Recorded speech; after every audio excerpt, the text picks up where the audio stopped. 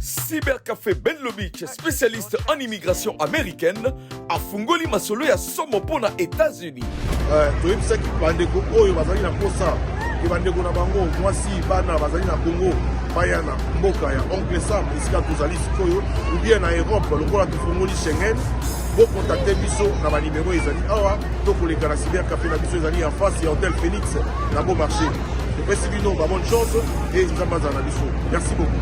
Oyo ndeko otika famille mwasi mwana pe bandeko na yo na Kinshasa olingi bakota na mboka ya Oncle Sam Kimambangu en face ya Hôtel Phoenix na Bon Marché. Bebenga na ba numéro oyo +1 202 913 89 20 Bénin +243 998 74 36 93. Kasi pona yo mutu olingi kokende Europe, Paris, Allemagne, Belgique, Topé Suisse, Benlo Beach, afungoli lisusu masolo grâce ya partenariat monene asali. Bon, bah, il y a tout le monde au monde, disant dans ma molo. Donc, pour ça, confiance dans le Cybercafé Benlo Beach. Partout dans qui, sur mon PC, confiance pour jouer disant dans le Binganga, il y a un truc à nous, puis on m'a. Donc, il y a un PC dans le visa Schengen. Le nom du jour, ça dépend de mon temps où il y a un jour où il y a bien le nom du jour. Je pourrais retourner quand je veux. Merci beaucoup. Donc on a changé, nous avons un partenariat à l'Europe. Donc il y a Paris et puis il y a les États-Unis, on a encore des États-Unis. Donc c'était juste pour Tala bandeko oyo ba pesaki confiance, bazui visa au nombre ya 27 personnes. P ba voyager ki zela mokona Benlo Beach, benga omona mosala kitoko. Papa, bolo senga mbongo commission lisusu. Est-ce que zalaka? Papa, wana batu na yo kaka. Bango kaka. Biso to koma na Famdi. Famdi est la kisi famille digitale. Site yaba achape vente yaba article na bino nyonso. Ko s'inscrire eza ofele quel que soit motango yaba marchandise na yo. En plus, zéro frais ya commission. Et puis, rapidité, sécurité, paye kambu ya visibilité.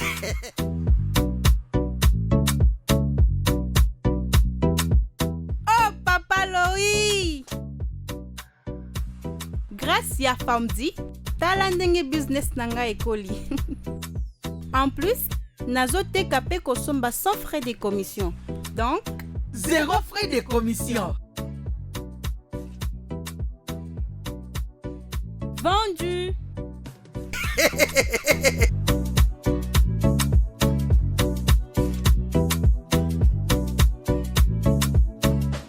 Famdi, famille digitale.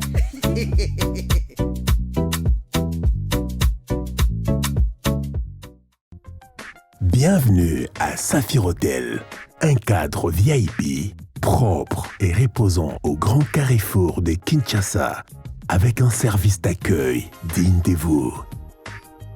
Plusieurs catégories de chambres et appartements climatisés avec Wi-Fi et TV plus décodeur aux prix incroyables. Petit déjeuner y compris dans son restaurant aux spécialités congolaises et étrangères. Ouvert à tout le monde avec une réduction de prix pour les clients qui séjournent à l'hôtel. Notre adresse, A4 avenue Ikelemba, quartier Matongé, commune des Kalamou. Téléphone 84 710 99 99 81 600 8000. Hôtel Saphir, beau cadre, bel emplacement, bon prix et beaucoup d'avantages. Bienvenue à tous.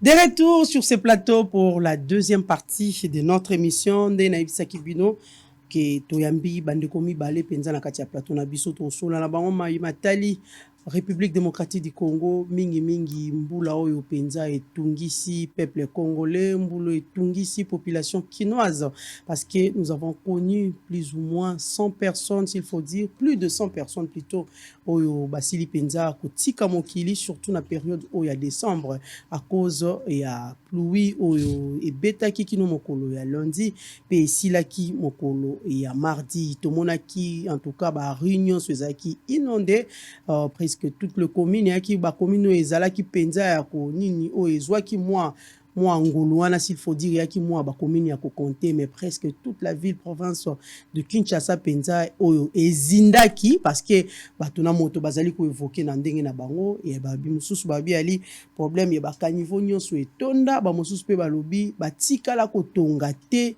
kino Mobutu atongaka tina mokolo ya lelo moto atikali kotonga te. Yango wana tozwana no ba information du jour. Nous allons en parler avec nos invités au Bazali na kati ya plateau na biso et puis tokoloba na bango pe to solo la penza Maimatali discours ya chef de l'État adressé à la nation depuis la journée de samedi to solo na bango sur le fond et la forme, parce que tu été formé pe ko sala maman elle kambu c'est vrai les fonds pe population congolaise et ko boya penata mokonzi mboka ko lobaki notre économie va de mieux en mieux bato balobi te to komi na décembre to comme on appelle force il y a économie te panier de la ménagère et na niveau nini oyo pour congolais penza s'y retrouver na année oyo to ko solo yango na kati ya plateau na biso. Nous allons d'abord prendre les informations du jour. Kinshasa, mort d'homme suite aux inondations, attristé, Fridolin Mbongo appelle à des travaux d'assainissement et d'urbanisation de la ville. Drame de la pluie à Kinshasa, la RN1 déjà praticable pour voitures, piétons et motos selon la CGT. À Washington, Tshisekedi dit, je cite, compter sur la pression et le soutien des États-Unis pour mettre fin à l'agression rwandaise. On est allé à propos du chef de l'État Félix Tshisekedi à Washington. Le député national Jacques Njoli refuse de restituer son siège au MLC. Les postes de décharge électrique de Funa trempés dans les eaux déplouées. EPST, enfin, le diplôme d'État édition 2021 remis. Mort d'homme à Kinshasa suite à la pluie diluvienne. Le gouvernement congolais décrète 3 jours de deuil national en mémoire des victimes. Kinshasa, une centaine de morts suite à la pluie diluvienne. Jean Tiningo Bila présente ses condoléances aux familles explorées. L'AG de l'ANER interdit l'avion de Moïse Katumbi de survoler l'espace aérien congolais. Blinken et Tshisekedi insistent sur les retraits du M23 des zones occupées dans l'est de la République démocratique du Congo. Drame de Kinshasa après la pluie, Samalou Kondé annonce des mesures idoines en faveur de familles des victimes. Nairobi, refus de la société civile de la création d'une zone tampon entre la RDC et le Rwanda. Drame causé par la pluie, Félix Tshisekedi décide de coûter son séjour aux États-Unis et de regagner Kinshasa ce jeudi. Après les morts enregistrés lors de la dernière pluie, Jean Tiningo Bila demande aux Kinois de ne pas jeter les immondices dans les rivières et les caniveaux. Mutualisation de FARDC, des mineurs parmi les ADF arrêtés en Ouganda. Bunagana, marche de soutien au M23, des rebelles se sont déguisés en civil pour justifier une prétendue cohabitation avec la population selon la nouvelle société civile. Nord Kivu, les FARDC et la MONUSCO vont procéder à une séance d'essai à l'arme lourde ce samedi 17 décembre. Une proposition de loi sur l'interdiction des fumées en public déposée à l'Assemblée nationale. Crise à l'Assemblée provinciale de Maniema, les membres du bureau bloqués à Kinshasa. Voilà tout pour les informations du jour. Très chers téléspectateurs, na kati ya plateau na biso, toali na bandeko mibale, ndenge na lobai na bino kino na ebandeli o penza. Tokosola na bango Maimatali mboka na biso République démocratique du Congo. Toali na mwana mboka Jano Lupempe wali moko ya bakambi na kati ya FCC mwana mboka Jano Lupempe. Bienvenue na kati ya émission na linga ndengo se présentera wana. Merci beaucoup maman pour l'invitation. Alors FCC zali le moment moko ya munene tout ça régi par les textes. Alors chaque regroupement be batuna baza na catégorie na bango. Alors, c'est comme nous aussi, on a notre catégorie. Dans le FCC, on est une personnalité politique qui aussi, à l'Ungumba, où ils allaient quand même, ancien président de la République, Joseph Kabila Kabang. Voilà, merci beaucoup, Jean Le Pempe. Nous avons Médak Kolongo. Médak Kolongo, le président du Congo en avant. Médak Kolongo, bienvenue. Merci Mamelo. En merci. forme, hein? Très bien. La remise et reprise. Ah oui, merci beaucoup. On est là. Merci surtout pour l'invitation. Vous êtes pour une fonction, pour communiquer tes noms. Nos fonctions, elles allaient interdire bisoté, to yako sale la mboka. Surtout que le projet Congo en avant pour 2023, les projet alternance, le seul parti crédible qui au jour d'aujourd'hui les Congolais bako compter, c'est Congo en avant, to le baka Congo en avant, Congo na mutema. Donc merci pour l'invitation. Voilà, merci beaucoup. J'espère que vous avez suivi nakati ya image na biso penzo to tiela bino pour na transition bomona ki lolenge bambula e beti penza makasi toko senga lisusu na toko senga na réalisateur na biso s'il faut ce qui a ko illustrer les biso ba image wana pour que bato penza ba mona maimaleki nakati ya ville province ya Kinshasa ba commune manso s'il faut dire oyo penza to surkilaki o caméra ya bosolo et surkilaki pona kozwa ba image toko mona mai e ali ya kotonda ba invité na ngana ko senga bino vraiment bo talaba image lolenge nzela e kabwani en deux na kati ya commune ya Mongafula boko mona image partout ba caniveau etondi mai ezangi esika ya koleka alors mai est débordé mai mususu ekoti na kati ya bandako pe batu penza ba perdre ba vie na bango par rapport ya situation elekaki ya mbula oyo ebetaki penza makasi crainte ali mbula ebeti na mokolo ya le 12 na le 13 et bon bambula oyo ekolanda sima c'est que nous allons vivre toujours le même problème ou bien ville province ya Kinshasa a kozwa déjà moi ba mesure moko pour asala pour que permettre penza bato ba vaquer bien surtout na période ya décembre to vivra déjà ba embouteillage to vivra déjà marambo ebele circulation bato babimaka pe ebele alors avec des pluies comme ça on ne sait pas encore est-ce que on va encore compter le nombre de morts to ba kozwa mesure na kati ya situation oyo mwana mboka Jean Le Pempe na ko banda na yo mwana mboka tomoni ba image lolenge ezaleli siko fotango bazongisela nani bazongisela gouvernement ya central to bazongisela gouvernement ya oyali ya ville oyali provincial pour donc oyeba teti siko tomoni ba condoléances et kobima de partout nous avons vu tomoni lolenge mbadioso ba ko pesa ba connaître tomoni pe lolenge chef de l'état a ko kata séjour na Washington pour revenir dans la République démocratique du Congo pour atala penza likambo oyo faute ali epa ya nani batunde basombi bisika ya mabe to vilinde akolandela mosala te to gouvernement central pe akolandela mosala te na ba ministre ya tutelle. Mamelo merci mingi pona motuna otuningai na ko répondre directement na motuna na yo. Alors oti kolobi awa ke ndeko Tshisekedi Tshilombo aza kozonga lobby parce que aoki na sangoki ba congolais ba kufi ebele. D'ailleurs même jusque là le bilan officiel c'est au moins 141 morts. Au-delà même secteur d'autres sources, tout ça déjà pratiquement une affaire à 150 morts. Par rapport à cause, il y a négligence. Bazako gérer mboka na biso. Mais nana mutuna moko mamelo. Ce qui réellement qui négocie c'est qu'il y a des Tshilombo. Azako zonga pour partager na ba congolais. Makambo o ekomi loko ngana ko bisa c'est quoi? Qui na notre constitution actuelle. Constitution et pesa makoki. Na président de la République, il y a une ordonnance, il y a révoquer le gouverneur. Donc, ce qui est réellement que tu sais qu'il y a dans un souci, il y a pas Kino, il y a pas Congolais. Le col a pas confiné un nombre wana. Décision à la Gosseng Azwa d'abord. Il faut une ordonnance pour ta révocation à Gentini Ngobila. Oui, madame, si, madame. Ponani. Parce que ce qui a joué en côté, avec l'Assemblée provinciale, ils ont chapeauté par ils ont dirigé dans le bureau ya Godeboy. Espoir à Malonga ils ont na kati loko wanate. Lorsqu'il y a une crise entre les deux na kaba humanitaire boy, le président de la République a koko six social loko donc a koko décision wana pour ta révocation à Gentini Ngobila. Pour la situation. Parce que oebi eloko elekia drame o. T'as d'abord attitude ya lobby à Gentini Ngobila. Aye d'abord sur place.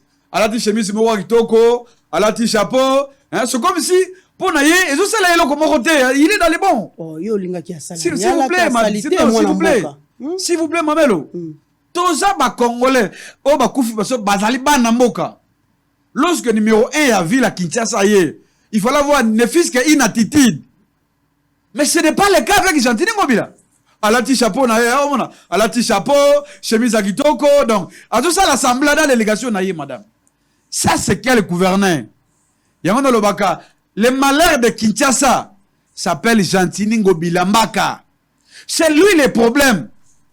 Vu qu'il y a coûté dans l'assemblée provinciale, oh, Bazali faible. Assemblée provinciale, Bazali n'a solde naïe. Parce qu'aujourd'hui, dans Kinshasa, pour Nangaï, l'assemblée n'existe pas. S'il y avait des députés, oh, Bazali qui capable de faire le contrôle parlementaire, Gentini Ngobila, Alngaga Zalati. Pour Nanini, madame. Parce que regardez d'abord son programme de société. Oh, ils ont validé la 4e assemblée provinciale. Son fameux programme, il a acquis Nibopeto là. Après, tout le monde baloni ba pelouse. Na Kinshasa, baloni ba pelouse.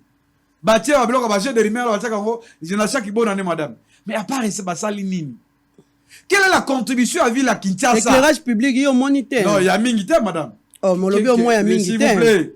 Il faut qu'on cite bactère place où ezali. Ngana bisa ko Kinshasa c'est boulevard AT. Kinshasa c'est na boulevard Lumumba non. Kinshasa c'est dans les fonds. Kinshasa c'est malukukuna na kati Kinshasa. Kinshasa de yango wana. Osomona madame. Donc na Kinshasa awa. Quel est le plan Ngobila tia yango sur le plan urbanistique? Ezalité zéro. Aucune exécution. Malgré des recettes, malgré tout ce que Ngobila a en termes de moyens. Étant que ville à Kinshasa awa, les moyens provinciaux ont bakata ba recettes. Mais elo comme côté madame. Donc tout ce que mon réseau dans la caisse à l'état, sur le gouvernement provincial, ezako sala musala nini. Mbongo wane kiendaka wapi? Problème yango yo. Parce que citation oyo, s'il y avait une volonté politique, balingaki ba stopper yango. C'est la route wana numéro 1 madame. Batu nyoso baleka nzela wana. Soki ba autorité bazalaki na vision ya ko protéger peuple na ye parce que gouverner c'est prévoir, il fallait qu'on soit mesures nécessaires. Mais sur le plan provincial et l'on comment que ça limité madame. Na kitokei da gouvernement central. Mikoleleki awa bayela biso projet moko e Kinshasa Kintoko. O ezala ki piloter bato ko songa na Égypte. Tout le monde qui va ministre d'État o ba Guy Luando et les autres. Bayaki nango a non projet za munene bazaka ko délocaliser Kinshasa pour que Kinshasa ça désengorger madame. Projet on est kenda wapi. Encore des promesses zéro. Yande ko Tshisekedi. Mais otali attitude du gouvernement central. Bato ba kufi na tongo madame, mbule bande ba minuit. Tina ba 6 heures. Bato Bakoufi, premier ministre, Azoya Erani madame, presque n'a pas quoi, dans la soirée. Aïe n'a pas quoi. Tout le temps, on a dans le bureau, donc, le nombre de morts, on a d'abord concerné. C'est pas précieux, mais c'est ce qu'il dit. Non, mais c'est ça, Malouko, mais aïe a quitté ses places, on a madame. Tout ça n'a pas dirigeant nini. Mais ce qu'on a place, on a. Na gouvernement central, bateau ma place, on a madame, bazon du risque, on a. Nani atekaki yango? Nani apesa ko autorisation? Il y a des bâtis à babanda ko batonga madame. Na gouvernement central là, toza la ministre comment il s'appelle? Puis Mabilou. On le voit tout moment pendant que bote la banda ka bato. Là tozo mona puis Mabilou. Mais pendant ko surveiller secteur na e. Oh azali comme département na ministre atitel. Et là comment côté madame? Mais bato bakufi au moins ba pisu mabilu ba yei au moins ba o ba yeko tele maana parce que baza na besoin ba le kana caméra bazo ba na caméra quelle honte ya mona zo senga ba kino madame loko oyo peuple congolais il faut sa conscience la conscience dans nini ke tozo en face ya ba gouvernement oyo abandonner population na yei et que peuple congolais il faut y ba que 2023 c'est le seul moyen oyo ya ko sanctionner ba autorité oyo parce que soki totiki bango et vous allez encore grave. Mais oyoki Gentini hein? S'il vous plaît madame. Nakati ya message ya Gentini oyoki ta sengi population pour que to kutana suna problème ote ba boaka ba déchet na bango nakati. Non mais s'il vous plaît madame, s'il vous plaît. Ba caniveau te et maloba Gentini. Non mais s'il vous plaît madame, s'il vous plaît. L'autorité de l'État n'existe pas. La boaka pe na ba rivière. Madame maman, le gouvernement l'État n'existe pas à Kinshasa. Qui est dans la commune de Bissau? On a l'impression que non, l'État n'existe pas. Tout le monde peut faire n'importe quoi. L'autorité de l'État va ressentir en côté. On est ça, ce sont des phrases. ba lobby on pour la sanja événement comme lobby yango mais dossier dit koleka ah obi mikolele ki madame na même nzela on a 2020 obi ke katana ka lisusu na 2020 omona ka tomona ndeko Tshisekedi na gouvernement ba ke tata mokonzi ya mboka kena wana na zappé wana c'est là na zappé encore mikolele ki ka na 2021 obi dossier ya drame ya Matariki voilà ya Singapura ba dessus ezalaki nini ba dessus on va sur le gouvernement central et le gouvernement provincial ba dessus ezalaki qui est belé lelo tozali wapi pourquoi kasi bakonzi ya mboka na biso s'il faut dire ba réagissaka kaka na tango ba conséquences et salami tango makambo ekwei nde tango ba koluka ko réagir c'est ça non madame yako naza ko insister nazo bakonzi oyo baza na vision te et bani na likolo tie kiti na se parce que ce qu'on t'a même mais c'est Tshisekedi na programme de Tshilombo. Quel est son programme vision na sur le plan urbanistique ya mboka oyo ezali nini ya aménagement du territoire ezali elo comme côté ma ministre kasi ya tutelle musala bango madame d'abord ce qui est na likolo na sommet vision en secteur wana eza d'abord ko tantonner tozomona nango clarté bon boni Gilwando ayi wana pour aménagement du territoire asala musana ete okozongisa bale aménagement du territoire pas Tshisekedi d'abord na sommet oyo na gouvernement na pesi yo deka sur le projet que lui il a présenté kini kintoko wana c'est Gilwando non suite kinda wapi ba travail comme wapi ministre collègue na ye habitat puis Mabilu ministre sectoriel aussi ministre habitat et urbanisme musala na nini ce sont des ministres normalement tu sais qu'il faut révoquer bango parce que ba échoué na rôle na bango il y a ko protéger population na domaine wana na secteur wana ba échoué boni boko maintenir encore bango na kati loko wana c'est pas là que nous connaissons que non c'est un gouvernement irresponsable Ozomona donc bazali conscient que ceux qui ba mesure ba précaution bien avant drame oringa ke komate nous ozomona ba message oya ba condoléances oyo et bien belé mais au-delà de tout ça ces messages là ne suffisent pas parce que famille va donner ba koufi à ce gouvernement quoi citer bango point d'interrogation on voit à l'est du pays comment le gouvernement abandonné ba déplacer ça m'a konda tindeli ba famille ba message bien ba mesure idoine pour les familles ba victimes. Quelles sont ces mesures là madame Nada linga ko yoza mutatere poser la question là aux familles de victimes bazui nini parce que bato bakei madame le là tu la deuil national oui d'accord il y a 3 jours mais après beaucoup de ba précaution nini tata premier ministre la quitte madame au moni bango au moni gouvernement basa ba spécialiste na promesse hein au moni Jean Michel Samao azwa chef na directement Tshilombo ndeko Tshilombo parce que ndeko Tshilombo d'abord ndeko Tshilombo champion na ba promesse donc basa na bango pona bango za bien ba nos ba promesse mais dans la réalité ezandingo wana ti parce que comment na ba kosala nyo se koleka 2 jours 3 jours bantere baba wana pe esili nango babosa ni yango c'est ça l'image ya mboka oyo. Donc, l'autorité basa démissionnaire n'a démontré que non, il y a deux types de responsabilités. Il y a d'abord le gouvernement central et le gouvernement provincial. Parce que le peuple congolais, à ça n'a pas rien, mais le peuple on a, ce qu'a coûté une autorité de l'État à respecter l'État congolais. La plupart des carnivores on a. Et c'est la kirete. Jano, kasi fallait basala nini. Ba présenter condoléances c'était.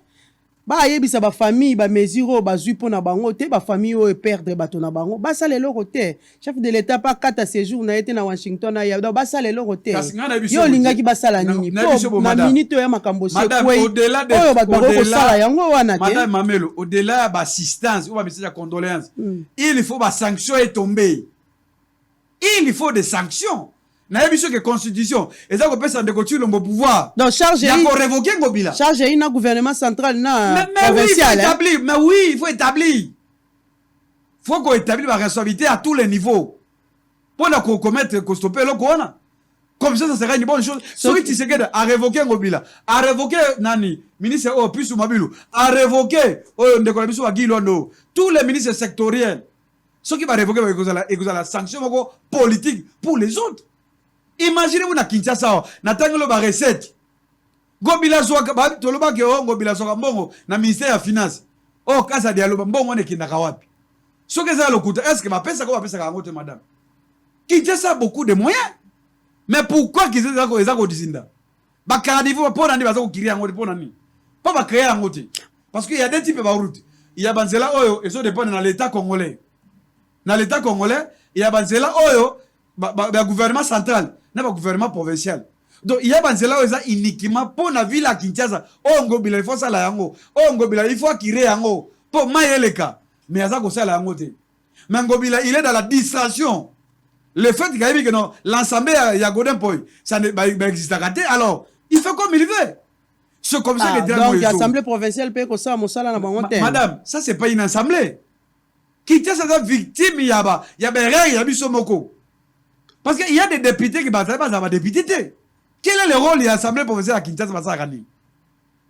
Va demander madame beaucoup à chaque fois. Baza ko interpeller ba ministre, le ba ministre ba yakate, gouverneur yemoko ayakate. La fois passée pe ba interpeller ki ministre pour na mambo kuluna ayate tirelo. Tengeli to yakite. Eso nani oya dossier ya casa de oni Peter. O interpeller ministre ya finance omona ya. On a interpellé ministre ya transport ombokoso. Omona ya. D'abord comment mobiliser la ville à Kinshasa madame? Obi nga jarango.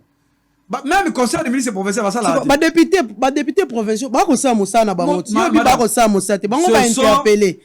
Et appeli kambope ya staff ya likolo de. Peuple, il faut comprendre que non 2023 il faut qu'on change classe politique. Oh on a sous baza ba député té. Parce que ceux qui contrôlent parlementaire ça qui ya makasi. Il y a programme oh ngobila président qui est en assemblée provinciale. Je crois que ba sanction les gars tombé. Mais depuis que baza on a combien de fois ba sanctionner? Aucune sanction politique. Parce qu'il y a une complaisance totale entre le gouvernement provincial et l'assemblée provinciale. Nenga toyoka kabasala association et comment on reclé babami. Oh il y a pas dynamique. Alors Babylone quand on a trouvé ça dans j'ai vu il y a un député qui a interpellé aujourd'hui Ngobila. Atiki lettre naé. Il y a interpellation, a interpellé le gouverneur. Tokota la soki Golden Point a interpellé Ngobila. Commissaire qui est dans l'hémicycle, madame. C'est là où moi je condamne. Et que le fait que l'Assemblée provinciale a défaillant dans la mission, de Tshisekedi, souci à ma compatriote, son retour à Kinshasa, il faut qu'on sanctionne. À ça, de pouvoir, il y a qu'on révoquer. Il a décrété déjà 3 jours, il y a des nationales. Mais école les canons. Donc,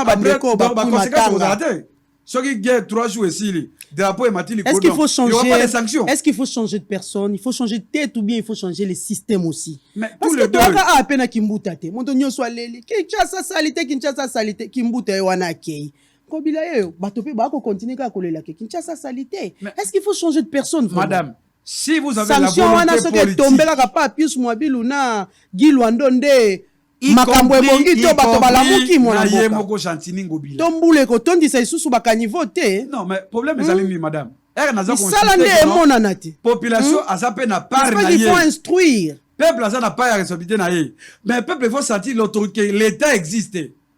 On a l'impression que l'état n'existe pas. Nde na ba sanction. Mais oui il faut ba sanction tomber la compétence à l'état.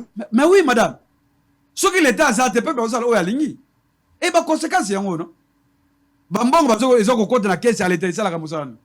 C'est pour protéger son peuple.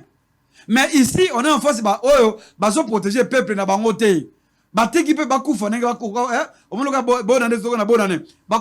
En conclusion. En conclusion, madame, s'il vous plaît, il faut des sanctions équitables. Okay. À tous les niveaux. Et au niveau gouvernement central, même le gouvernement provincial. Ce qui est quitté, c'est que le peuple a besoin de parce que le peuple congolais, il faut sentir que l'État existe. L'État que c'est n'engagé n'a pas besoin comme ça que ça la wana. Alinga ça va attention que ça liba kangayo. So ça liba sanctions aller. C'est ça aussi le problème. Parce que bateau batonga na bazone netre wana, bazone à risque wana. Baza bateau bazoki mikana na babiro ya l'État. L'État peut faire une autorisation wana. Alors le moment est venu à mettre fin à ça. Si nous voulons protéger notre peuple, il faut passer à l'action. Il y a que poser l'action disciplinaire que l'État bamitou faut quitter. Ceux qui vont sanctionner bango, ba o ba koya na sima, ba kozwa leçon. Ba kozwa leçon parce que ba kotika cause, ba ko se laisser faire té. Parce que ce qu'on dit même ngobila, même des bourgmestres, ba ça ba inexistant. Ba monde na kate. Il y a des bourgmestres qui ba va na bureau. Monde ngare ba bourgmestre oyo, même na municipalité na ye, il y a au moins 20 quartiers. À Geno, il y a 2 ou 3 quartiers. Les restes, comme on a été. Ayebi même pas. Mais ayebi ka non, na weze, que va foutre une taxe, moi taxe sur la quittance. Et quand il combien là comment on a gouverné au moins la bourgmestre. C'est ça les problèmes madame. Ba uti kasi yo lingi ba changement te. Ba uti ko changer. Ba tie ba nouvelle tête peut-être on a yo ko sepela te. Et que peuple congolais, il faut y ba rôle na eloko oyo. C'est très important madame parce que ce qui peuple congolais peut jouer rôle na été to continuer ko la na mboka oyo. Mais moi je sais la basalité na bakanivo. Rôle ba sengi biso to sala wana. Tomber madame. To tika ko boire basalité na ba rivière. Soki ko bila sala ki alongola ki bato bangu fata mais aso ba bitu ko oyo moi ba biloko elongola ka bazelo na balabala. Yango ndeko ko kire ba caniveau. Ça c'est pas une vision madame. Voilà, merci beaucoup Jano. Medaka Kolongo, le gouvernement est irresponsable pour Jano Lopempe. L'État a failli na mission naie sur la ville-province de Kinshasa. Mamelo yebi tango batu bakufi bomo ya batu ewe politique faut bima wana pasi akokite kotala bilili moni même tango ucha wana na kokite pamba te nga na vivre scène oyo na kokite bisika ngai nafandaka na commune ya Kinshasa na enregistré bibembe belé me oyo nakendaki sur place nakendaki na mibale moko na yebite soki na recensement basali wana bakei pe kuna na koyebisa sama lukonde bacha pengo équipe eza na balabala ya ngungu croisement na direction ya Wangata na commune ya Kinshasa na commune ya Kinshasa nole na stade ya Martyr. Papa moko azalaki na bana na ye misato kombo na ye Francis maye bandi kokota na ndako babandi kopepa ye na mwasi na ye bapepa balembi balongoli bana mibale ya mikolo bamatisi bango na bakiti tala na kopepa wana alembi mwasi pa alembi ndalobi yaka sikona ya muke oyo aza bebe to mema ye balali likolo ya bakiti na se ya pongi maye koti ematisi ko na ndako bebe o ba memaki na pongi alongo na tolo ya papa a glissé a dindi na mai. Oh là là. Mwana bendi mai papa sutuka boye mwana zana tolo te atombola mwana kufi bongo wana esalami na pesi na adresse na balabala ya ngungu croisement Wangata na commune ya Kinshasa ebembe elena kalembelembe tangu tokoloba aw papa na ebite moyen abandel donc nga nazalaki na ye lobby akoka ko expliquer ngate soit lobby ya mibambi na se. Alors quand je vois déjà blaguer na ba black wana kanda mona ngo konjima te na balabala ya Croix Rouge wana ozokende na du marché elenge mwoko ali na boutique na ye atala boy maye tondi na boutique na somo wana maye tondi akenda simba kaka prise alors le soki congélateur tac il est mort comme ça. Je ne sais pas ce que na bibe moi na pe ba comptabiliser yango po na moni ba leki kuna te onga moko na moni na kenda ki na bandako.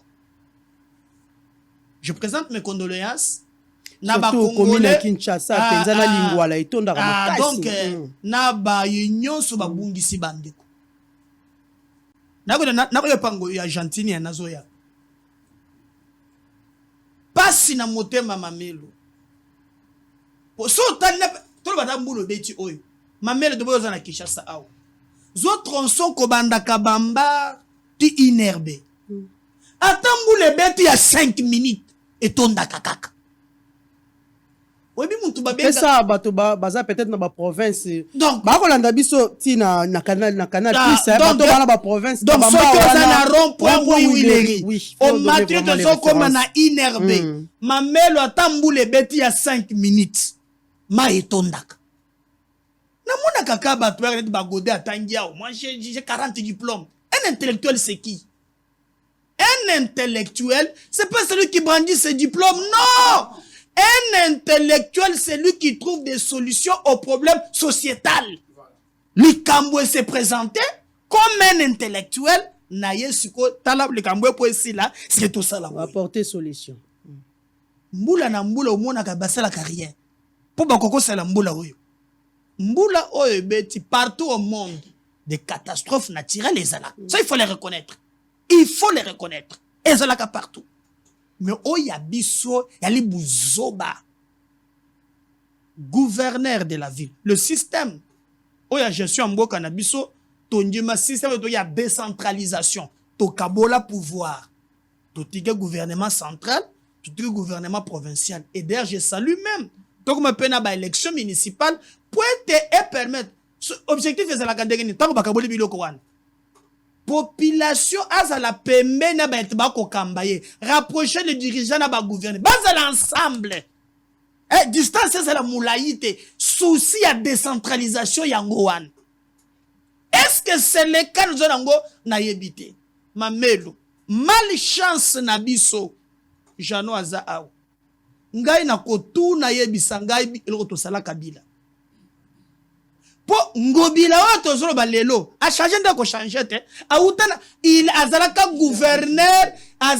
gouverneur ya FCC. À l'époque, parlons-en de Ngobila Mamelo. Pour moi, que l'Iwa ya batu pona ye, yon dozo mona passe, yon touche yon non, yon qui touche yete, on tue le bangwa. Ngobila zalaka. Mais ça n'a pas de décès. Wana mode vie na ye. Mais ya makila ya batu tina te. Mamelo, azalaka gouverneur. Catastrophe naturelle. Ce n'est pas pour la première fois qu'Aza gouverneur. Alaka déjà gouverneur na Congo, na Maïndomi. Je me souviens à l'époque, na landa ministre yaka les droits humains, Marie-Ange Mouchebe kwa lobaki, na mayi oye le kaki. Responsabilité ya gouverneur, elle est dégagée. Moutouala nde Kabila Pona. À l'époque, a fait le biso gouverneur. Il a passé comme gouverneur peu perdu. Na majorité dans l'Assemblée.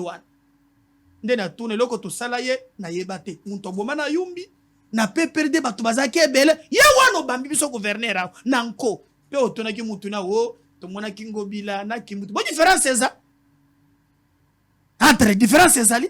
Kasi on a peine à l'oublier. Est-ce qu'il faut changer le lobby à Batou? Non, il faut changer des systèmes.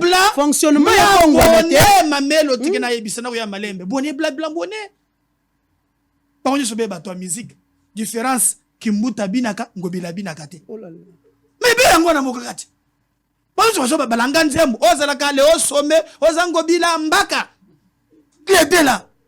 Kimbuta binaka ye moko ya binaka te. Mais na reste. Bandenge moko c'est les lignes. Tala gouverneur bato ba wa. Mamelo bato ba kufi depuis 8 heures. Na ye komona, c'est ça qui n'a pas présenté de condoléances. Quand est-ce qu'il a présenté la condoléance? Depuis quand? Je suis d'accord avec Jeannot. Il n'a pas présenté de condoléances. Et Oumeli, aye kobima.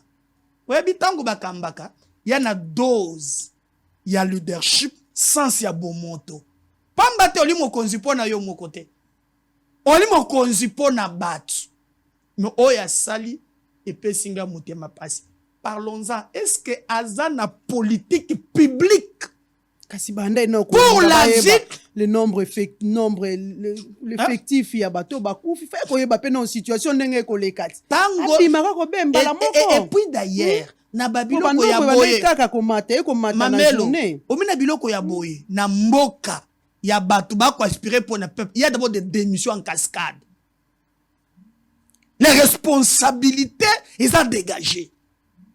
Oui, bien, l'andaka ya makamunde ko muso alobaki awa. Makambo ya marché oyo alobaki ya mateka bato bakufaki. Yo ka muntu gouverneur oh to ya kia poto tonga to banda marché après to yo komona kezaki le pango na biso tazaki le pango ya bato. Comment vous avez la légèreté na makambo ya kokam? Lobaki mokolo akanga kizando. Poa tonga. Planning ezate, durée ezate, bato ba gagner marché bazate, et kozo combien?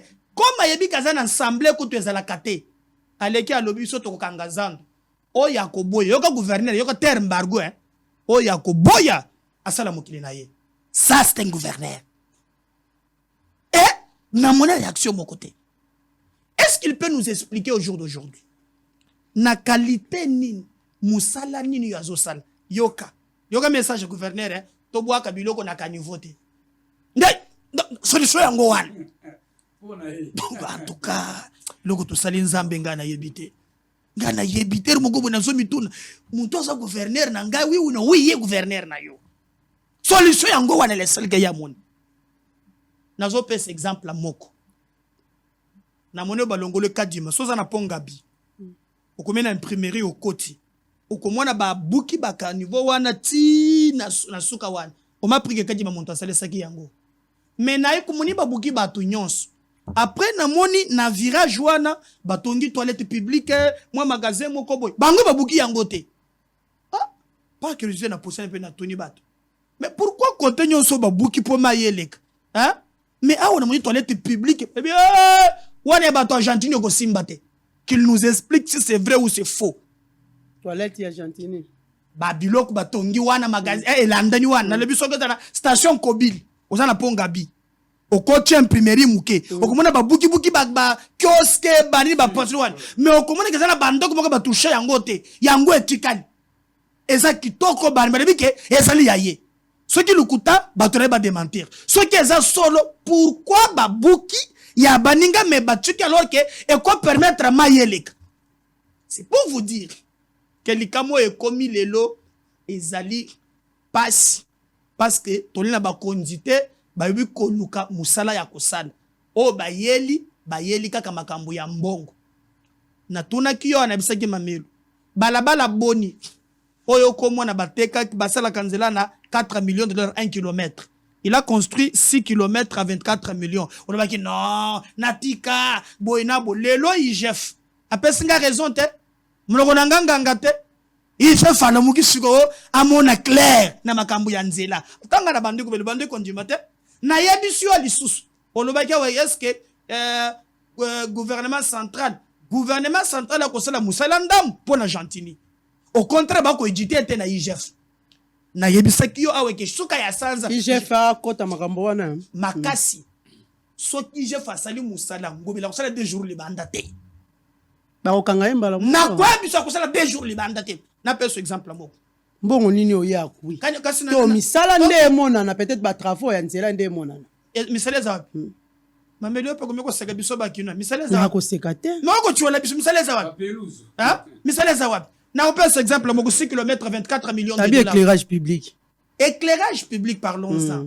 éclairage public montonyo so futaka taxe atala to futaka 1% na biso atie ba poto partout boulevard ko lobate mamelo ko minde ko pela partout mwana mboka a changer ba ampoule poto atie poto moko te bisika msusu ya kite te mwana mboka yo tamboli ville mobimba ya Kinshasa bisika msusu poto ya kite ya kamolili me batie tozana TV te makambo tozolo mamelo atie bisika nini po bisika nyonso na boulevard poto ezalaki a changer ampoule pe ya mabe et puis kufa yo kende ko ta na marque ampoule est-ce que c'est la question nyonso na pe exemple moko zo ya kasi ampoule ya kabe bongo ko sa mais yango c'est tout le monde suivi na changement te musala ya mboka lokola Congo ba ampoule wana ta chef de ampoule ya mabe medaka est-ce kufa exact est-ce kufa j'ai des lumières pe ko pela to sepeli te ko tambola mine biloko ya ba 1000 francs ba chinois wana wana yo sala na ndako na yo te mamelo Wande gouverneur mamelo tokende ni musika mboke bongi na théâtre te mboso alobi nyonso ali théâtre te oyo komi théâtre na kwa biso yo na moya lelo toko le par exemple gouvernement central ba kopesa ye suka ya sanza nyonso ali kozwa 2,200,000 dollars yoka monta wana 2,200,000 siko tuna mutuna mbongo ne kendaka wapi soki bazui ya eke na niveau ya ba député provinciaux au batika ye kimia la plupart j'aurais appris que même ba komi kosala ba ONG biloko nako ONG honorable Matubwena nyonso wana bekuna donc député contre les associés. Tu sais comment les réductions de comptes à l'Assemblée provinciale on donne ça la veille ndenge o dépassa mbongo et les passé ba contrôle la kate ouais koti zelo comment on a godé un peu bien le lezam kolonine mercredi zela dimanche on a Facebook on a Facebook zela dimanche après 13h ah to tala elo lenga pesa kamate hein o comment na sap yo lingi obe zela dimanche ah voita zela comment na dimanche musala le yango wana no ba edi zela comment le lezam zela dimanche fongola ka Facebook o comment na musala na ye biso tokozelo na makambo mosusu medaka nkolongo bakongole bakolanda biso bakongole banaposa bayoka couleur oyo elataka président ya assemblée nationale nayebi so musala mateya na ye Nzambe na ngai mwana mboka conseil nini oyo yo okopesa na minute oyo makambo si ekwei tata mokonzi ya mboka akotika maimanso akosala po ya na république nazoya kuna otikali na ngonga mingi te tokoke na suka ngongali mingi te zela mamie 3 jours ya deuil national ya nazoya kuna kasi longwana na makambo ya teni wana nasina lona tuni yoka keno normalement faut sala musala héros toyoka taka même ata ne fils que question oral avec débat babengi ce gouverneur lambela tamarope mokolo église yo kotisi yango makambo na yebiso ke zela dimanche bato bazana Facebook bafongola ngo zela dimanche ya ka pate ba rini journée ba rini 13h 14h okomona musala na ye ngai na sengi na muma oyo esengeli abengisa babengisa gentini ata bakolongola yete ata question oral avec débat parce que mbula ekatite mbula mususu koya bazo prévoir ni po ekatite mbula mususu koya. Moi je peux vous dire que danger limakasi qui c'est ça j'appelle ça ezali sous pilotage automatique ceux qui ba député bakoko kolongola ngobila te il est grand temps. Et le président lui-même a sa décision. Alors, le salut du peuple est vraiment la loi suprême. Il est grand temps. Tozo zelaye n'action. C'est très grave parce que le pire, tozo craindre yango. Na oyo olobi président Kati akati mobembo na ye. Mavana ko makona ndeko alobi batu batongi pe bapembeni oui. Omoni rivière Ngalien, pas rivière de la Gombe. Tala batu na bino tijano. Batonga banda, il y a des maisons. Là où je suis d'accord peut-être avec vous, on doit sentir l'autorité de l'État. Babuka banda kouane. Moi j'avais dit ici, net chef nayo. Zoka makambo sali. Alongwa wa akangi ki tali loko muneno te kinga kati. Atongi même likolo ya pétrole. Atongi likolo ya ba bloc gazier. Mais on doit sentir l'autorité de l'État. Biloko nyonso batu batongi na ndenge ya ekola kolongola intérêt ya ba congolais. Il faut balongola yango. Obi ça qu'on appelle la loi Bakajik. Les sols et les sous-sols appartiennent à l'État. Il y a même d'autres intérêts qu'on dit même dans le droit que il y a des causes où il y a utilité publique. L'État peut s'approprier qu'on négocie na bato. Solution ezali ke na moya lelo. Bisika nyonso le ko empêcher mayele kamala mute. Soit qui l'État eza muto pesa ki ba mikanda ya kotonga a négocier na bato wana babuka mayele. Parce que ce qui fait des fois c'est que non mayi ekoleka lisusu mala mute. Ya mibale bazala kana culture ya ko évacuer ka ba carnivore avant. Base la carte ce qui dégage ça va la communiquer non gouverner c'est prévoir il y a mis ça tomo la sanction oyo na bayeba ko sala musala te parce que la ville ezangi ba moyen te otoninga ba moyen moi je peux te montrer 3 ou 4 moyens. 1 zwa mbongo nyonso gentina te ki plaque et salini yo monamboka 3 modèles ya plaque 3 modèles. Faut aller vite, on doit terminer. Attends, très important. Il faut aller vite, on doit apprendre notre sujet. 4 sortes de plaques. Mbongo neke wapi. Tout le bango moutoun. Mamel, wana revenir à Libosu. Ya mibale. Est-ce que zo yeba ke na moya lelo? Jantina zo akambongo kumi ba milliard. Na mbongo ya ba plaque. Tolongoli yango, tozimoko ya ba tax parking. D'abord ya ba véhicule. Muntu zo akango ministre na province comme mbokoso. Kanga kombwana pe mbokoso bana kinba sabo kanga député na bino mbokoso mbosote mbokoso azwaka mbongo wana otofutaka afutaka chaque jour 1000 francs 2000 francs ya parking omona parking wapi ouais mandezo sin ekokita tondite abandi siko na bato ya moto bako futa par moto 500 francs par jour total les autres pèsent pas moins de 40 000 $ par jour pour la vie de Kinshasa. Et maintenant le mois, ça fait combien? Zoa 2 millions ko bakisa te. Bakende ke ko sala audit na DGK. Na ba tu appel C. Ba lobby million ndenge zobima. Na kati ya DGK. Na DGK. Mama. Ezobima ya ba bot. même ya basak ata likambo nde place na mwa kalingeti C'est que na mwana po banja pa chef bazaka wana même mbongo ebimaka depuis bakende na kamna 4e mairie on n'en parle pas. C'est pour vous dire que il faut d'abord sanctionner moko exemplaire. Moi je comptais sur la collaboration, il y a l'Assemblée provinciale qui pouvait nous aider. Ils sont ailleurs.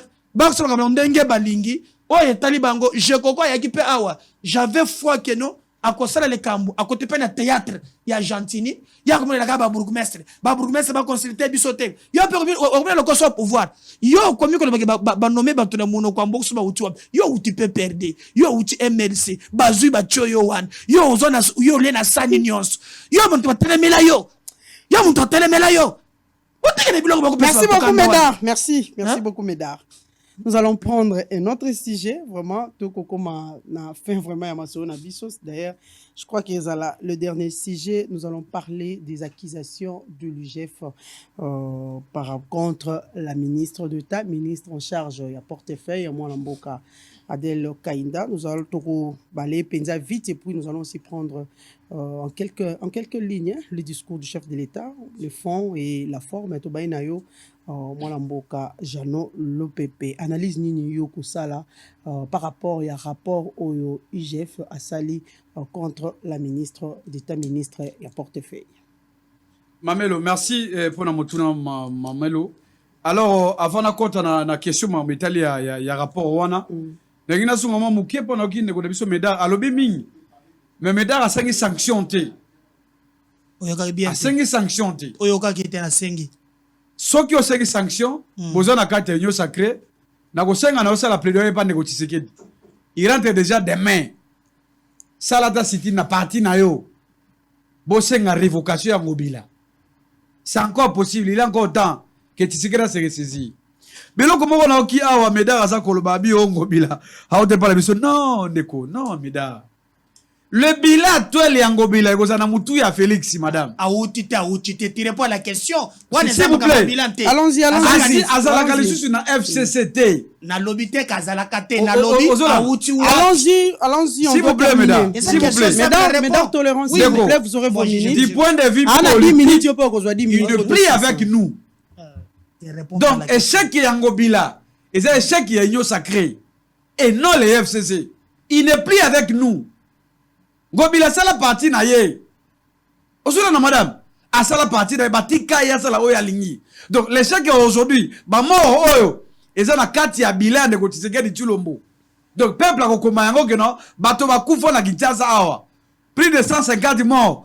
Ngobila gouverneur, Tshisekedi di Tshilombo président na kati ya bilan yango ya de Tshilombo. Ba ngonde ba ko répondre na papo ya bilan wana. Mais loko Médard a lobby bon, na éviter ça par exemple na ebité azoka ngo wapi alobi ono na kingakati pétrole ezali biloko ezali bino eza makama lokuta omoni bazori ta wapi et pas ministre rabino oya diaspora oyo Didier Mudimu hydrocarbures ya hydrocarbures alamuka ka boyono na kingakati o pétrole ezala kuna madame sur base de quel rapport toza na Kinshasa awa madame posez la question scientifique. Ceux qui basala beti du préalable, balu quand même ba entreprise na libanda ya kozala. Asala ba étude de faisabilité na kingakati. Ceux qui pétrole les ali, eza ma lokuta. C'est ça la conséquence que ba ministre incompétent. Oh, tu na poto aller bombarder mbalo.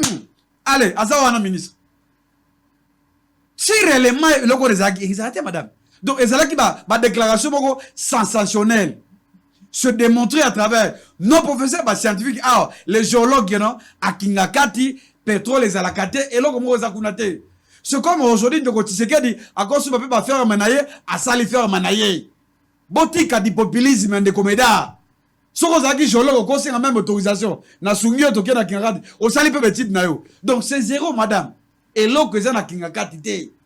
Le mal pour vous, c'est quoi? Au lieu de s'assimer l'échec. L'échec qui a Tshisekedi na pouvoir en aille. Bota la gasse, c'est Kabila. Non! L'élection, c'est pour 2023. Ça ne sera plus le Kabila. Ça sera élection Bila Bossalini. Ceux qui vont le côté, vont dégager. Parce que le peuple congolais, jamais à pardonner. Si c'est qu'il y a un entourage, jamais à aucun cas. Voilà, Jean, vous avez 7 minutes pour le dossier. Je crois qu'il y a la claire. Vous avez 7 la question minutes. est, chef, madame. Je crois que la question de ça, le débat. à l'opinion dans les réseaux sociaux, dans les médias. Mais au moment où tu as la carte à Congo, ce qu'on a la carte à Constitution, tu as 3 dimensions à rapport, madame. Par contrôle, il y a un contrôle juridictionnel, tu as un contrôle administratif, tu as un contrôle citoyen. Oh, n'importe quel Congolais, moi, n'amboka. Ce qui moi, quoi qu'ils allaient à cause d'initiative, il y a qu'à dénoncer, il y a qu'à comme la autorité compétente. Pour que l'autorité compétente, bassa la moussala la bango, par rapport à la dénonciation, il y a ça liango. C'est notamment le cas, il y a notre initiative, madame, il y a dossier Oyo. Lorsque les chefs ont publié les rapports, Natangi rapport Owana, Natangi déclaration, mémorandum, il y a la société civile, et ça la Tanganyika, et ça la société civile, il y a Kinshasa, madame. Tout le monde réclame la révocation de madame Adel Kainda. Par rapport, il y a mise en cause, il y a implication, selon les rapports publiés par l'IGF.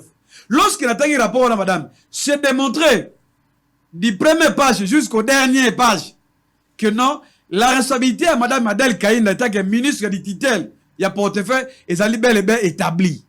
Alors, on a soit qui initiative na bibo. Au lieu que débat oyo, to continuer on a les réseaux sociaux, to continuer la guerre médiatique. Nous, on a saisi le procureur général. Ah, donc vous avez saisi la cour de cassation. Oui, madame. To saisir yé. Comme tout n'a pas, tout n'a makasi obi pour na nini guerre en makasi na média, alors qu'il faut voir la justice. C'est ça, madame. Donc, biso to saisi, moi personnellement, na saisi procureur général. Na sengi na yé que non, ba débat oyo, madame. On a encore tranché sur le peuple congolais. Donc, tout ça, qu'on sait dans la justice, à ça la moussala wana. Parce que pour nous, madame, dans le rapport wana, bah, établi que non, c'est madame qui est autorisée. N'attendez même lettre de madame Adel Kainda. Oh, autorisé qui, c'est sûr, il y a communaire. Dans la société wana, madame, c'est elle qui est autorisée. Alors, question est simple. Lorsqu'on a ministre à titel, on a la responsabilité d'un il y a département, il y a qu'on protéger d'abord l'intérêt supérieur de la République. Côté la présent et l'avenir. Bah, question est tali ba minerai na mboka na biso. Soko tali même na code minier 2018. Dans l'exposé des motifs, les certains Congolais protègent nos minéraux. Et ça pour la richesse na biso. Et ça pour la bénéfice à moi na mboka. Ya ba na mboka. Mais lorsqu'il y a un ministre, a salé loko longo banité. Na kati ya dossier à rapport wana madame, il faut que madame a répondre na kati ya justice. Parce que débat on a la cabinet na yé na landi. Madame Adel azako wanga na yango.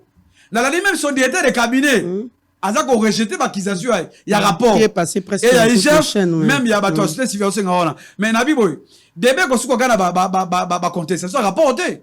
Token na justice. Mais moi j'aurais appris que les dossiers remontent de 2017 avant même que la ministre a Zouakiti a Bokondi a portefeuille. Non, s'il vous plaît madame.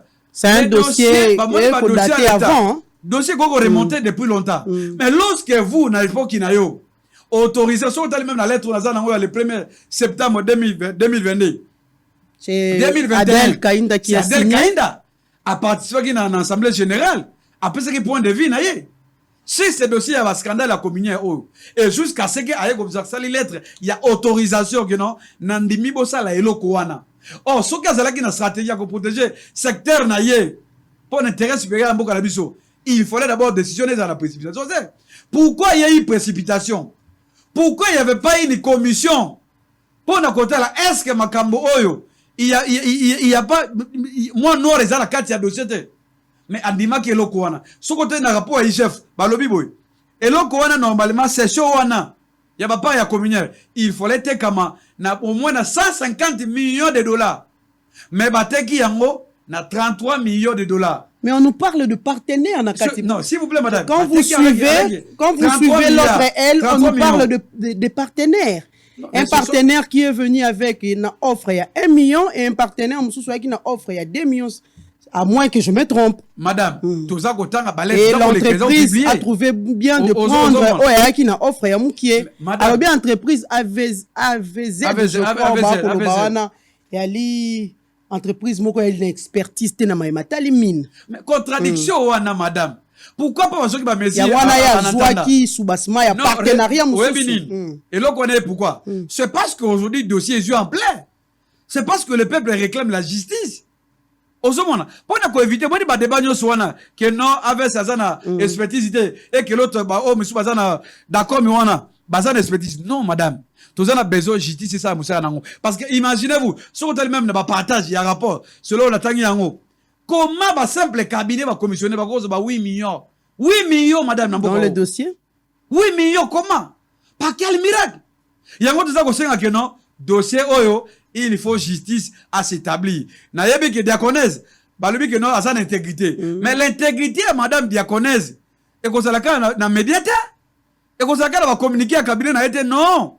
Il faut ça, le manage justice. Donc, ces rapports-là, il faut la contester devant un juge, devant un magistrat, on va convoquer, et Madel Adel Kainda, et le chef. De sorte que non, l'intérêt c'est payé à Mboka Nabiso, et ça l'a établi. Parce que ceux qui te disent, madame, et qu'on continue pour administrer Moussou. Le cabinet crie à la méchanceté. Moi aussi, j'ai suivi comme vous, le directeur cabinet dans une chaîne de la place, bah, qu'on criait la méchanceté. D'ailleurs, ils ont dit qu'on est venu proposer à madame de l'argent, mais elle a refusé. Non, mais s'il vous plaît, madame, au moins, dans le stade, toutes les parties, chacun a tiré dans le coin. Vous comprenez? Tout le monde a raison pour protéger mon conseiller. Là, c'est normal. Ce commissaire il ne parle pas au nom de la ministre. Hein? Non, il parle au nom de... Quand on dit, c'est base à méchanceté, il y a Nini. Il y a Nini, madame. Parce qu'il est là, nous, on suivait l'action du gouvernement. On suivait à tous les niveaux. C'est aussi le rôle des Congolais, même état d'opposition. Tout ça qu'on suivait. Lorsqu'il y a quoi, il faut justice à trancher. On se dit, madame, tout ce qui opère, la carte, il y a médias. Ce qui justice à saisir dans le dossier, na yebisio madame yebake mitu e kokoya les têtes ils vont tomber. C'est comme ça aux hommes campagne de victimisation dans les médias. On n'a pas besoin de ça. Moi je soutiens ce qu'il est vrai et au nom et à intérêt général. Tout ça on a besoin de surveiller yango. Yango besoin que nous tout ça là ce qu'on appelle ça les contrôles citoyens. N'importe quel Congolais à cause d'initiative yona ya kokomela ko biso to komi yango et tout ça a besoin tout le monde a lumière par rapport à dossier wana. C'est très important madame parce que il va de notre avenir. Ceux qui ont te protéger les minéraux, n'a pas protéger. N'a pas protéger. Donc, il va de notre intérêt. Et le Congolais, il faut aller de l'action au gouvernement. Aujourd'hui, on a attaqué tout le monde. Mais pourquoi pas là-bas, tout le monde a fait clair? C'est pour notre intérêt. D'ailleurs, même dans le dossier là, moi je t'appelle même la dame ici, comme ministre Amini Oyo. Pourquoi son silence également? Pourquoi son silence? Parce que, si c'est vrai, ouais, Antoine Samba, pourquoi silence ça dérange également? Et que si c'est établi que Madame Adèle a participé pour le bradage, je crois que place les gens au gouvernement. Mais on va le piétiner vision il y a chef de l'État ou le chef de l'État Félix Tshisekedi veut qu'on puisse créer de chaînes de valeur dans ces pays. Madame, c'est bien. Oebi position dans la vis-à-vis de Tshisekedi tout le monde. Je suis parmi les jeunes opposants farouches. Il y a critique et action de Tshisekedi. S'il y a des bons... Donc, il y a même vision au chef de l'État à création. Non, s'il vous plaît, madame, non. On est à réponse à Kokima. Et ça va faux fouiller, non? Et ça va faux fouiller, madame Daibisio. Et ça va faux fouiller. Donc, c'est un dossier, lumière na yango, et koye na partie à justice. Tokoye ba soki chef ko saki soit soki madame kuna basalaki makama mabe na kati ya dossier. Madame alobia yi maboko pembe akuimbongo te. Madame maboko pembe wana na munoko te. Mais d'accord, je reviens pour quelques minutes. Ya mona bise que non akena justice. Voilà. Abanga te akeni. OK. Mais d'accord Kolongo. Dossier communier. Bon, merci ma Melo Nazoya. D'abord comme ça makamba ministre, je viens appeler sur ces précisions na landipe likambo ya ordonnance oyo enomaki ba mandataire ya CNCS et PCP Mubulu dans le même batu ya parti politique moko bakomi ko s'attaquer na Bahati et les autres pour nanini ordonnance soit tango banomaki bato moso bazana ordonnance mais moko ya notification bakotike bato mususu bimi ba mususu ekoti. Est-ce que bato wana baza ba politique baza ba intellectuel? Est-ce que ministre de Claudine Azawana à cause de initiative na yemoko a kende ko changer ordonnance ya président de la République? Comment il est kakana CNCS? CNCS ali entreprise au monde ya ba travailleurs ba travers bato ba kotizaka mbongo na bango kuna pe mobeko esali ke tango boko nommé bozwa bato mibale bauta na ngambo ba travailleurs bozwi kotoyo moko bozwi bato oyo baza bato ya misala na niveau ya syndicat tango président no maki mwa kokoso ezalaki et ba yeko comprendre bato ya ba travers bato soki bo ke ndenge wana biso to ko contribuer te pour soki bango ba contribuer te entreprise ekozala te. C'est ainsi qu'on a corrigé ba yeko tia bato mibale ba oti na ngambo ya baye basala ka misala o ba contribuer ka na entreprise vérité yango wana pe na bato mibale batie wana muntu ya FDC azate baza 4 na 4 wana mibale ba oti na ngambo ya ba travailleur mibale ba syndicaliste mibale moko auti je crois d'autres IDPS moko auti na parti je ne m'abuse pas ya Palouk Birek. Donc il y a moko ya FDC azakuna de tirer sur lui encore na ba positionnement personnel na kati ya ba syndicat na moi couleur politique ya te mais na bi bango moko nde ba poni batindeli directeur de cabinet nde ba kombo na batindeli yango ministre. Donc ezana likambo moko te que non parti politique regroupement politique bati akotu ko eza lukuta eza machination donc ezali mensonge bato bakanga likambo wana ya mibale na yoki avana zo likambo bon na banda nango pe na kushite na makambo lobi yawo makambo lobi ya communière na moi expérience nanga muke yebi azan intellectuel ministre azwa ka décision ye mon côté. Souvent, makambo le d'abord na commission ou na niveau ya gouvernement. So commission est silisi, ministre a komango na conseil des ministres. Et ça na conseil des ministres nde ba ko valider likambo ministre a kosal. Yango na constitution na biso, c'est le président qui convoque le conseil des ministres, mais c'est le premier ministre qui pilote l'action gouvernementale. Et ça difficile na koyoka jano wa keno ministre atelema na makambo ya bongo agir en solo. Je comprends absolument rien. On rappelle na yoka ki assemblée générale et salama ki a communié. Yango na zo biso mama na gouvernement ministre la makana tongo te na ndako na non. Okuma d'abord il y a une commission. Oyo koleka kuna soki ba etiba boneza conforme. Ndeba memi yango na conseil des ministres. Ce qui fait que chaque ministre tango yaka na conseil des ministres président Zalaka a présentaka ngana ministère na ngali kamweli boye soki ba rejeter yango ata yo lingi ministre okolekisa te. Donc ministre a travaillé en solo te. Ça il faut retenir.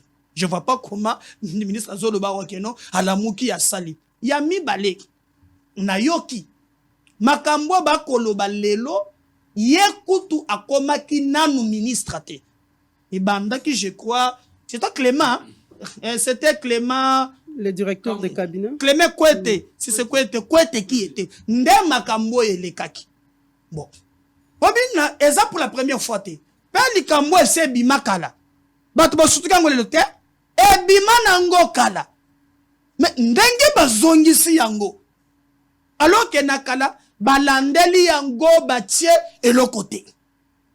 Alors ngana monaka on dirait il faut nde je la lingeti peut-être ana likambo mususu makambo bonga na kokota te degré sous hôtel quand il s'agit un ministre ndenge yelaka ozo sentir que elle sous makambo te boni azobo sana même par exemple AVZ nde bazali koloba aw les intérêts o ya pesaki ezali moins par rapport à l'intérêt de la République.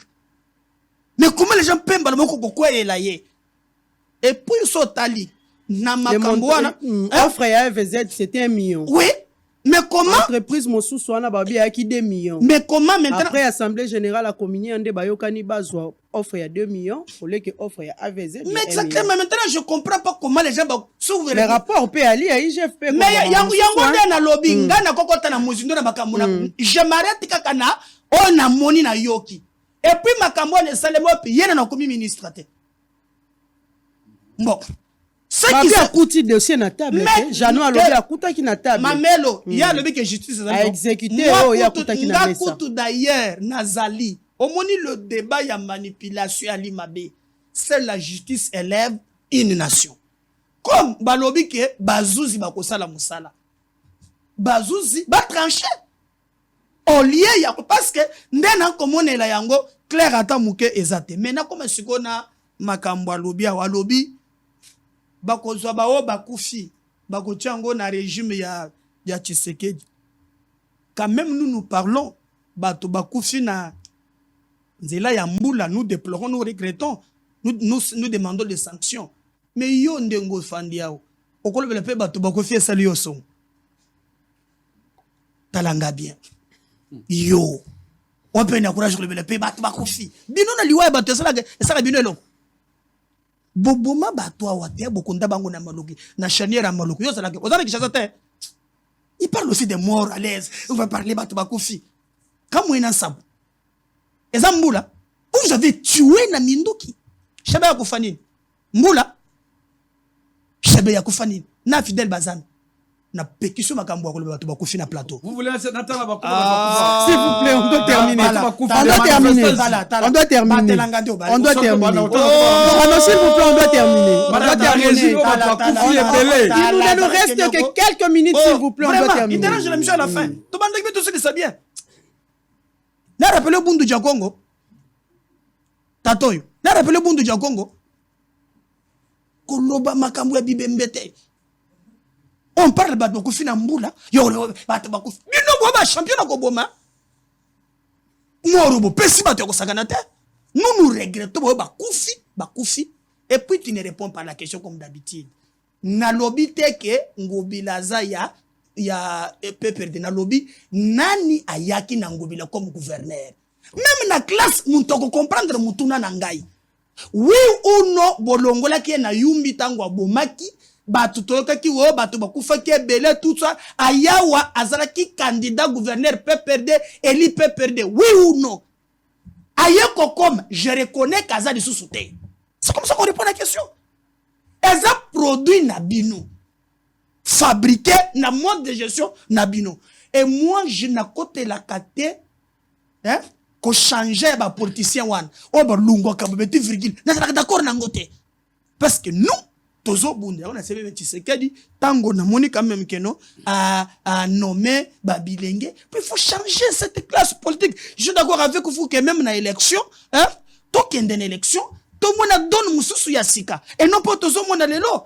Moi je regrette ma melo que makambuto ko mona lelo tozo mériter yangote na bossa na kutuloka musupo katake ngai yao. Est-ce que yebi que gouverneur na biso une minute attends 30 secondes problème te. Est-ce que yebi que gouverneur azo combattre vision ya président a tché gratuité de l'enseignement ce que tali le ko tout c'est gratuité zali bana place ya kotanga eza muke gouverneur azu école a tché ngonda kwa bundumba a tché ndako ya komela bangi natangele école wana école eza na commune na Kinshasa na balabala ya Kabinda croisement na avenue Plateau. Kombo école nini? École wana kombo zoki manga me matata achaki kutu place wana batimena ba pano batonga ki même na 3 niveaux ezo mata. Gouverneur ya ville. Na bisaki toni mwa balikamboy akoko sola tate. Soriyepe po ba ya bisinga ke basali ba faux certificat. Baliki bateka le pango wana. Mais so commis 18h na place wana. Batu bakende ko enquêter même ba service musala bango musala nini na balabala ya avenue Kabinda croisement na Plateau gouverneur ya ville atindi batu tango bokaka batu na zandu o tolongola na zandu bokufanda 6 mois na école wana botonga ngo enza kaka bocha batol botonga ndakute auto zolo bawo batongi bandaku ya construction matériaux durables batongi ya mibale bache suko batol ya ba chambre. Il est quelle heure? À 7 heures. Lotoko, Bangi, Bundumba, Bano ya ba 15, ba 16 ambazakun. Nani atiango gouverneur de la ville. Est-ce que vous pensez, alors que commune à Kinshasa, ba école les a ebelete, ba ko tonga wana gratuitement ba ko tanga wapi? Ba ko lebela. Voilà, merci beaucoup. C'est que nous avons des ennemis. Oyo balingi présidenté. Oh bazana ye et moi je vais travailler na ye kaka wana na bazali ngaza la batafia CCT babo ko mamboka mama wa rote mabe ekotika la mabe mama wa royo hein mama wa ro yo zana Dubai te balinga gete batu so zende basaka na Dubai umoni babini bakati loketo biso tozo linga na mboka ya lelo. Merci beaucoup Médard. Merci beaucoup Médard. 5 minutes pour terminer, clore vraiment complètement cette émission. 5 minutes. Non, il a 2 minutes et demie, vous aussi 2 minutes et puis nous devons terminer. Nous allons prendre les discours du chef de l'État. Le chef de l'État a dit l'économie va de mieux en mieux. J'espère que beaucoup de monde a toujours image qui circulent vraiment dans les réseaux sociaux. Nous aussi, nous pouvons aussi analyser sur le plan, il y a fond, et il y a forme, il y a discours, il y a chef de l'État. Allons-y, vous avez 2 minutes. Merci beaucoup, madame. Nous avons l'effort na 2 minutes. Malgré na okipo bakisation belé awa, mais na kozonga te parce que minute des étikali muki. Na bisaka ba congolais ba yebake. Omoni na soki de tout ça la comptage nombre de morts depuis que Tshisekedi a yé na pouvoir, continue na pouvoir. Madame Eza belé makasi. Je crois que personnellement na koyela o yango. Bato ba kufi sur ya régime ya Tshisekedi. C'est très important de connaître ça yeba yango. Il y a ba kufa qui passe ba masaki. Awa na kisasa awa. Yé a conscient yebi yango. Mais ici, à son défendre le pouvoir na bango e komi na suka. C'est très malheureux mesdames. Mais là quoi balé madame. Oui, c'est bien OK mesdames azo gesticuler makambo. Il est allé à dossier communien. Na vu ce cher ami, tanga les rapports là. Ces rapports ils ont accablé directement madame Adel Kainda. Et que ngana ko senga boy. Madame Atika panique. Azala kimia, c'est la justice qui va trancher. Sur le seul moyen autre, comme on a que oui, effectivement, qui a ça beaucoup permis. Et non, il y a ça va communiquer, ils ont une importance sur mon côté. Mais quand dans le discours, madame, oui, le discours, d'abord sur le plan forme. Sur le plan forme, c'est normal, bah, au moins, bah, commis, bah, ça l'a bien, bah, respecter, bah, principe, il y a na 4 discours.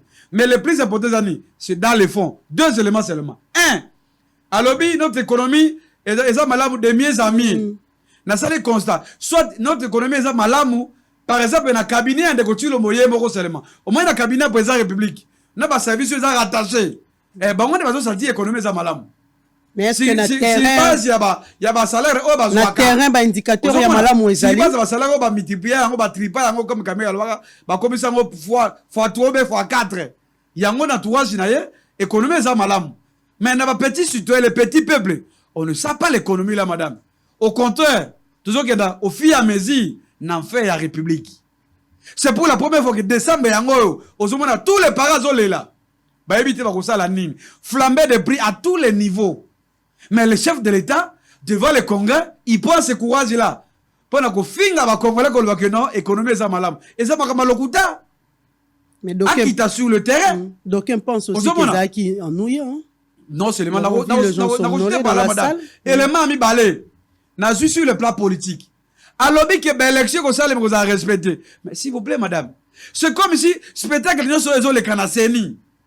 Ben au moins dit on entre Kadima Patricia Seya, calendrier on est ça dans réaliste. Il y a ce tenir compte dans côté. C'est comme si c'est que l'opposition réclame et pas na étalé en côté. C'est très grave madame. Ça ce n'est pas un discours. Et élément à souk en arrêté les années. D'abord un discours on a oublié que le peuple a saboté en gros. C'est pour la première fois que depuis que Tshisekedi est là madame. Au moins, la salle va bien qu'on a voilà. Peuple en a tant côté. Et l'autre côté. Toute la population sur le terrain. Tiens, Miko Balade. Peuple est assez intéressé dans côté parce que peuple a dit que d'abord, tout qui beaucoup plus de répétition. Les discours, il y a répétition, il fait que répéter. Il continue à permettre, tout en oubliant que, et ça, dernier discours, il y a négocié, madame. Parce que 2020, 2023, les 20, ou bien les 15, ou bien les 10, il y a qu'on s'allait sur notre madame. Donc, on a plein de campagnes. C'est le dernier discours, il faut la présenter. C'est qu'il a fait en termes de bilan. Malheureusement, tu sais qu'il a appliqué toujours, n'a pas promesse. Et là, il y a Souka. Au monde qui va député dormir, non? Va député dormir. Donc, au moment même, quand les gens, aux Zoloba, tu vas lali. On va, aux Zoloba, des Zokota. Babi qui a fait sa promesse. C'est ça. Depuis 6 heures, pendant que l'entrée dans le chef de l'État, après avoir d'abord dit... madame, naturellement sur le plan diplomatie et sécurité, tu vas se payer dans le côté. Les gens préfèrent plus de 2 heures dans le fond et discours. Constitutionnel à Oumelaki, l'État y a parlé du peuple. Discours et le Kinango inaperçu. Et c'est passé comme ça dans l'histoire. Parce que le peuple a dit que non. Tout ce que tu sais a dit. Merci, Jeannot. Et là, comme il y a vérité, ça merci, Jeannot. Et à part des mensonges et des répétitions, comme d'habitude. Merci beaucoup, Médard. Alors, on a 2 minutes, Nanga Yambo. Je vais m'adresser à Général Kassongo avant de discours.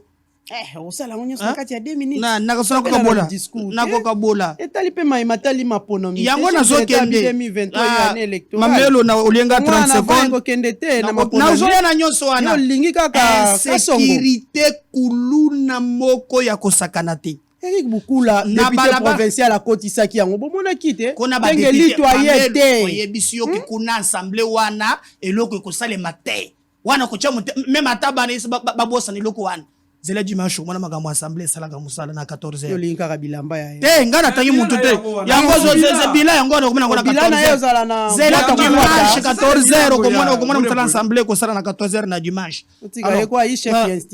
alors Kasongo kuluna eleki fati Kasongo akutekela kaka ti yango akomi chef coutumier ya ba soda na comprendre le côté zo par exemple mokolo wana ozui Bokassa ozui Plateau ozui Dimarché kuluna ebundani wana pendant 3 heures na komi na Kinshasa kaka na semaine oyo kaka à quelques mètres na maison communale à Kinshasa batu bakoti na ndako na moi et le côté autorité de l'État je comprends pourquoi azawana je sais pas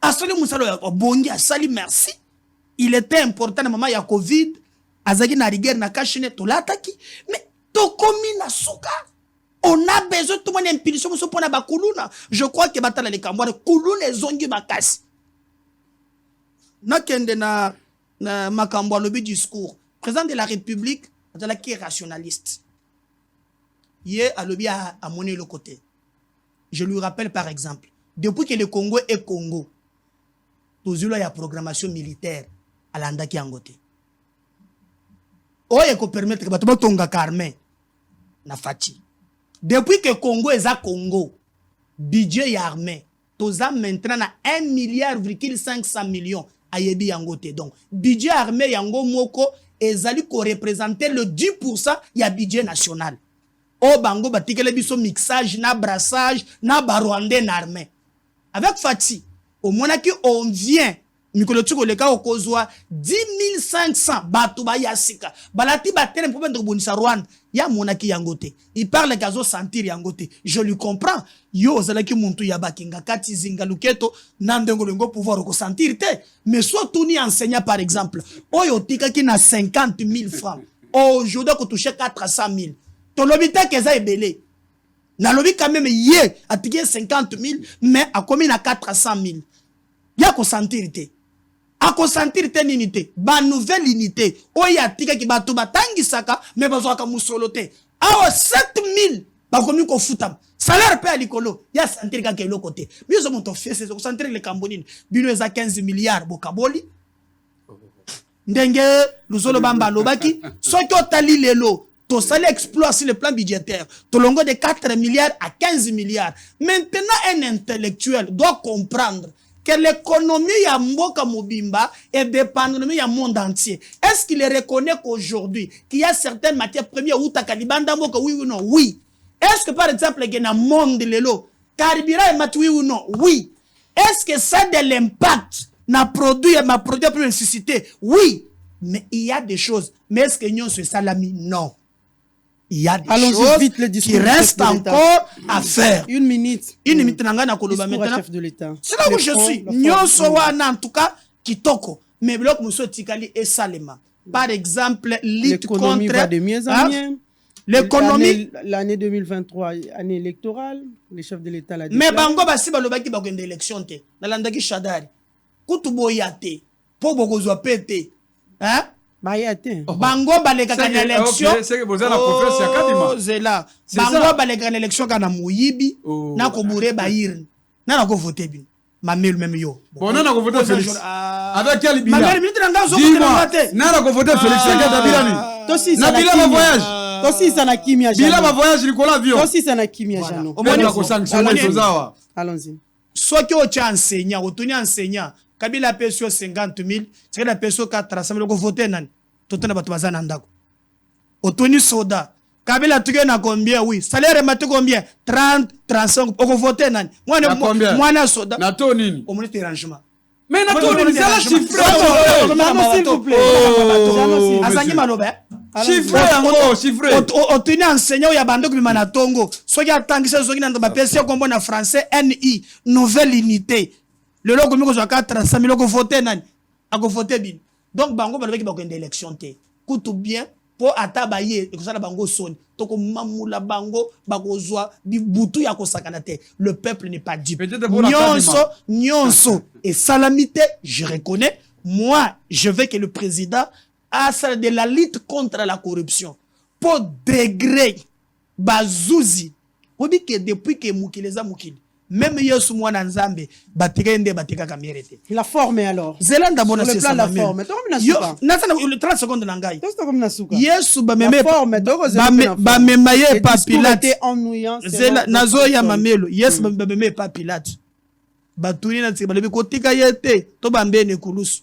Nana mona mboka te ba condamner mutu na double degré de juridiction ba ya ba quitter sans problème. Justice eza na kokoso. Mais sur le plan ya forme.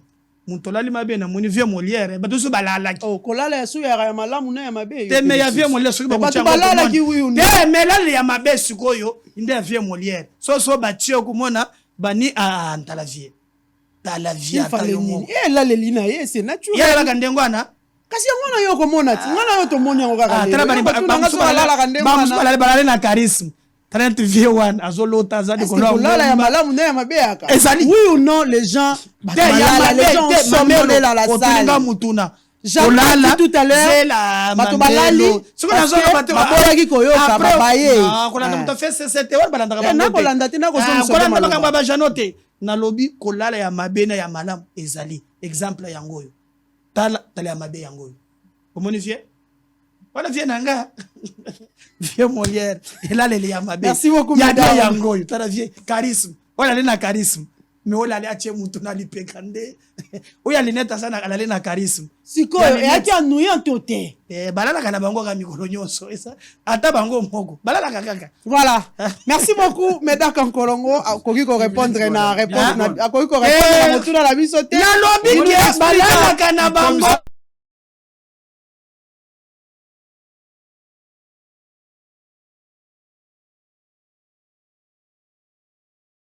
Papa, bolo senga mbongo commission lisusu. Est-ce que zalaka? Papa, wana batuna yo kaka. Bango kaka. Biso to koma na Famdi. Famdi est la kisi famille digitale. Site yaba achape vente yaba article na bino nyonso. Ko s'inscrire eza ofele quel que soit motango yaba marchandise na yo. En plus, zéro frais ya commission. Et puis, rapidité, sécurité, pays kambu ya visibilité.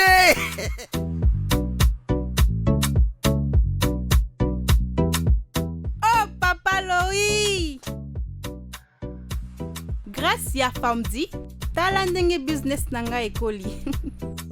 En plus, nazote kapé kosomba sans frais de commission. Donc, zéro frais de commission. Vendu.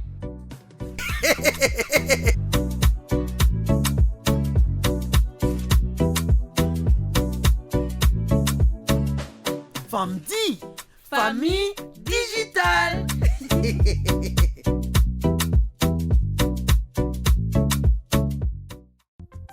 Bienvenue à Saphir Hotel, un cadre VIP propre et reposant au grand carrefour de Kinshasa, avec un service d'accueil digne de vous.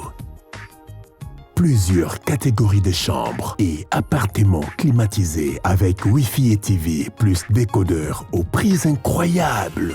Petit déjeuner y compris dans son restaurant aux spécialités congolaises et étrangères. Ouvert à tout le monde avec une réduction de prix pour les clients qui séjournent à l'hôtel. Notre adresse, A4 avenue Ikelemba, quartier Matongé, commune des Kalamou. Téléphone 84 710 99 99 81 600 8000. Hôtel Saphir, beau cadre, bel emplacement, bon prix et beaucoup d'avantages. Bienvenue à tous. Cybercafé Benlo Beach, spécialiste en immigration américaine, a fungoli masolo ya somo pona États-Unis. toyebisaki bandeko oyo bazali na posa ke bandeko na bango mwasi bana bazali na Congo baya na mboka ya Oncle Sam esika tozali sikoyo ou bien na Europe lokola tofungoli Schengen bocontacte biso na banimero ezali awa to koleka na cybercafé na biso ezali en face ya Hôtel Phoenix na Beau Marché. Topesi bino ba bonne chance et nzambe azala na biso. Merci beaucoup. Oyo ndeko otika famille mwasi mwana pe bandeko na yo na Kinshasa olingi bakota na mboka ya Oncle Sam Kima Mbangu en face ya Hôtel Phoenix na Bon Marché. Bebenga na ba numéro Oyo +1 202 913 89 20 Bénin +243 998 74 36 93. Kasi pona yo mutu olingi kokende Europe, Paris, Allemagne, Belgique, Topé Suisse, Benlo Beach, afungoli lisusu masolo grâce ya partenariat monene asali. Bon, ya Lumbo Momoni, disant la main en molo. Donc, pour ça, confiance dans le cybercafé Benlo Beach, partout dans qui, sur mon PC, confiance pour jouer disant la Binganga, et on a tout quand même que l'on a. Donc, on a été à Mana, il y a la PC, on a visage Schengen. Le nom du jour, ça dépend de mon temps où on va jouer le préféré. Il y a bien le nom du jour. Je pourrais retourner quand je veux. Merci beaucoup. Donc on a changé, nous avons un partenariat avec l'Europe. Donc il y a Paris. Paris et puis il y a les États-Unis, on a les États-Unis. Donc c'était juste plus de Tala Mandeko Oyo Bapesaki confiance, base visa au nombre il y a 27 personnes. P, va voyager à Kinzela Mokona Ben le Beach, Benga Omona, Mosala Kitoko.